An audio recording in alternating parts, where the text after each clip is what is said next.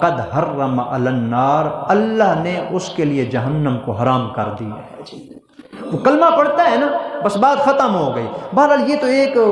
مجلس لگی تھی تو سلسلہ چل پڑا گفتگو کا، تو انہوں نے یہ بات کہہ دی اور آپ علیہ السلام نے ان کو یہ بات سمجھا دی۔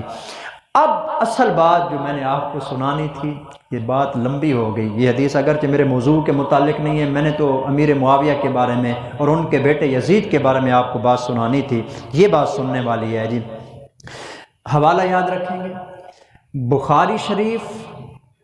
جلد نمبر 1، یاد رہے گا نا کون سی کتاب ہے جی؟ بخاری شریف جلد نمبر 1، صفحہ نمبر کون سا بتا رہا تھا؟ 158۔ اس کی یہ روایت ہے جس کے اندر یہ بات بیان کی گئی ہے کہ یہ صحابی کہتے ہیں،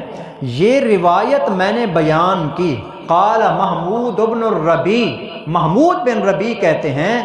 یہ حدیث جو پیچھے آپ نے سنی ہے، یہ حدیث میں نے بیان کی قومن، ایسے لوگوں کے سامنے،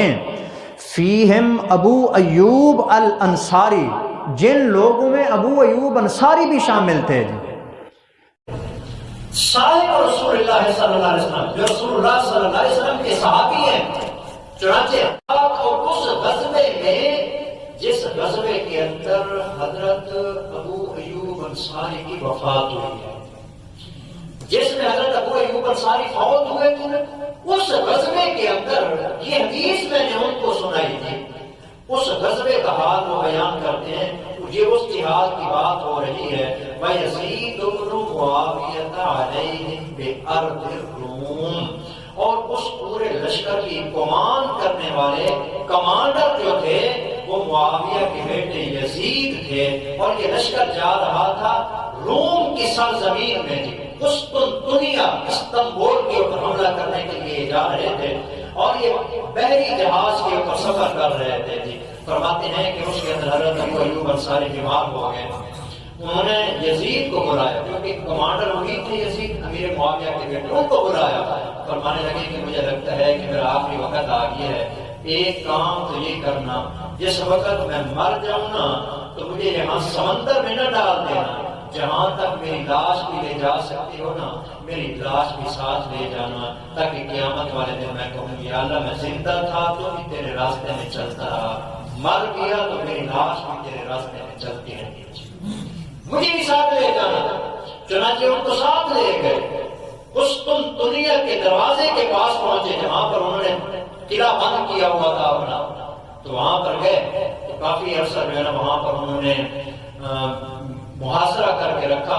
اس دوران حضرت ابو ایوب انصاری کو جب دفن کرنے لگے نا تو اس کے نیچے ترکی کے اندر، آج بھی ان کا مزار ترکی کے اندر موجود ہے،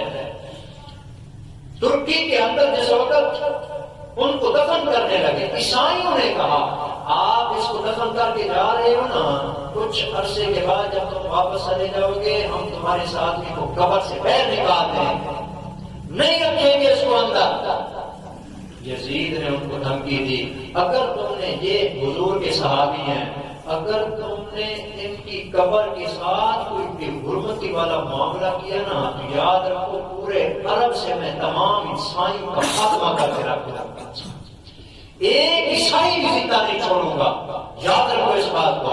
چنانچہ اس کے بعد انہوں نے باقاعدہ معاہدہ کیا کہ آپ چلے جائیں، اس کے بعد ان کی قبر کی بے حرمتی نہیں کی جائے گی۔ چنانچہ آج تک بھی وہاں یہ قبر موجود ہے۔ تو بتانے کی بات یہاں پر یہ ہے، صرف میں نے آپ کو بتانا یہ تھا کہ اس لشکر کے جو کمانڈر تھے وہ امیر معاویہ کے بیٹے یزید تھے، اور اسی لشکر کے بارے میں رسول اللہ صلی اللہ علیہ وسلم نے فرمایا، وہ بھی اسی کتاب کے اندر یہ بات آتی ہے، حضور نے ارشاد فرمایا ہے اول جیش من امتی، سب سے پہلا لشکر جو قسطنطنیہ کے اوپر حملہ کرے گا، اول جیش من امتی، سب سے پہلا لشکر جو قسطنطنیہ کے اوپر حملہ کرے گا، قیصر کے شہر کے اوپر حملہ کرے گا، مغفور اللہ، اس میں جتنے بھی لوگ شامل ہوں گے اللہ ان سب کی بخشش فرما دے گا۔ اس کے اندر یزید صرف شامل نہیں ہے بلکہ یزید اس پورے لشکر کا کمانڈر ہے۔ آج ہم نے یزید کو گالی بنائے ہوئے، تابعی بھی ہے، امیر معاویہ کا بیٹا بھی ہے، صحابہ کرام نے اس کے ہاتھ پر بیعت بھی کی ہے، اور اس لشکر کا وہ کمانڈر بھی ہے جس لشکر کے بارے میں آپ علیہ الصلوۃ والسلام نے جنت کی بشارت دی ہے، مغفرت کی بشارت دی ہے۔ اب جس کی مرضی ہے یزید کو گالی دے، لیکن قیامت والے دن اس کا حساب کتاب دینا پڑے گا۔ ان کی دیکھا دیکھی اگر یزید کو غالب بنایا ہے نا، حساب اپنی جگہ پر دینا پڑے گا۔ یہ بخاری شریف کی روایت ہے جو میں نے آپ کو سنائی ہے جی، جلد نمبر 1 صفحہ نمبر 158 کی حدیث تھی، جس میں حضرت ابو ایوب انصاری کی وفات والا تذکرہ تھا جی، اور وہ اسی غزوے کے اندر شہید ہوئے تھے، فوت ہوئے تھے، اور یزید ہی نے ان کا جنازہ پڑھایا تھا۔ اگر اتنا برا تھا، اتنا گندا تھا، اتنا فاسق تھا، فاجر تھا، شرابی تھا، زانی تھا، نعوذ باللہ جیسے لوگ کہتے ہیں جی، تو پھر ایک صحابی کیا کہتے ہیں، اپنی وفات سے پہلے انہوں نے فرمایا کہ میرا جنازہ بھی آپ نے پڑھا ہے، ان کا جنازہ پڑھا۔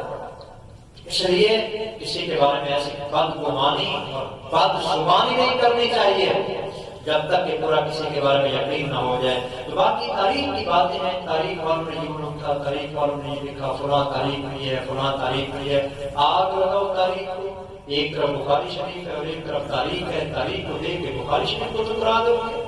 کتنی بڑی عجیب بات۔ اس لیے یہ بات میں نے اس لیے بیان کی کہ امیر معاویہ کو جو برا بھلا کہا جاتا ہے یزید کی وجہ سے کہا جاتا ہے۔ آج تھوڑا سا یزید کا تعارف بھی اس کے اندر آ گیا کہ اس کو برا بھلا کہنا بھی ہمارے لیے جائز نہیں ہے، اس لیے احتیاط کرنی چاہیے۔ اللہ ہم سب کو صحابہ کرام کے بارے میں صاف ستھرے دل والا رہ کر زندگی گزارنے کی توفیق عطا فرمائے۔ وما علینا الا البلاغ المبین۔ الحمدللہ رب العالمین۔